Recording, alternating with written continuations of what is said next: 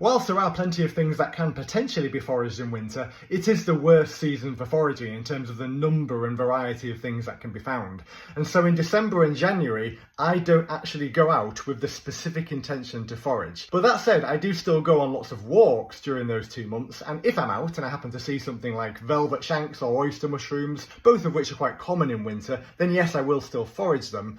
But otherwise, when it comes to eating wild food in winter, my attention very much turns to things that I've preserved in spring, summer and autumn. And I'll walk you through some of those now. So here we have bilberry jam. This was made in August and I'm still using it mainly in porridge on a morning. It's one of the nicest jams I've ever had. And of course jams are a great way to lock in and preserve certain wild foods. Next we have these, which are wild apples harvested in August and September. They were sliced up and dried and they make a lovely healthy snack throughout the winter. Drying is one of my favourite methods of preservation, and you can dry almost anything, including fruits like these, but also mushrooms like these. Now these are dried porcini mushrooms. We call them penny buns in the UK. They're a lovely mushroom to dry because it really concentrates the flavour, and so when you put them into dishes like risottos, they rehydrate and taste even nicer and add bags of flavour to your risotto. This is some mushroom powder that I've got left over. This was a peppery bolete that I dried and then powdered up, and I use it like a mild chilli powder as it does have some pepperiness to it. And of course it adds mushroom flavour to anything you want. Continuing with the mushroom theme, here we have some dried wood ear mushrooms. Sometimes you can find them ready dried on the tree, but these were washed when jelly-like and dried by myself. And these I'll use to infuse into rum for a couple of days, cover in chocolate, and then make my alcoholic fungal based Turkish delights. Over here we have wild garlic. This was foraged right back in April. It's just the leaves. They were dried and then crumbled into flakes that I used to add to all sorts of dishes where I want a garlicky taste. These are linden flowers from the linden tree that we sometimes call the lime tree in the UK. These flowers were harvested in July and some even in August. They were dried in my dehydrator and now I use them to make linden tea, which is lovely in flavour. You don't need to add anything to it, unlike some teas from the wild. And it's very good for you, particularly the digestive and immune systems, and for de-stressing. And it does have anti-anxiety compounds in it. Here we have nettle seeds. Now these were harvested in July and August and then dried.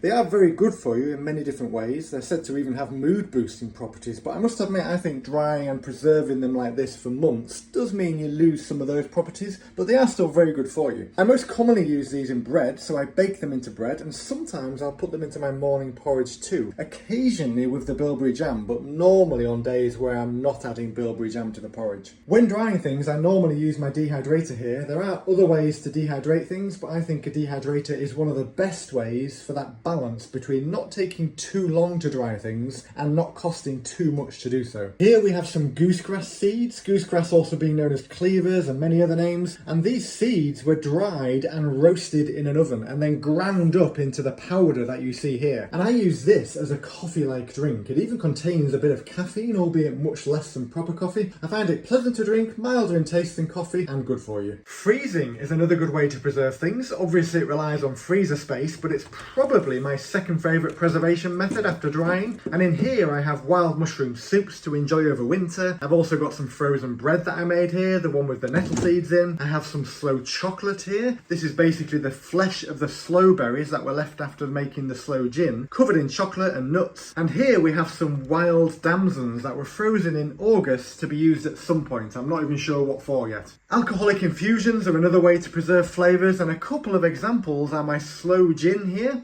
and also this beech leaf mayu, which is a beautiful nutty and fruity liqueur made by infusing gin with young beech leaves. There's a little more to it than that, but that's the basic process. So that's just some of the ways that I preserve things and some examples of the wild foods that I enjoy over winter.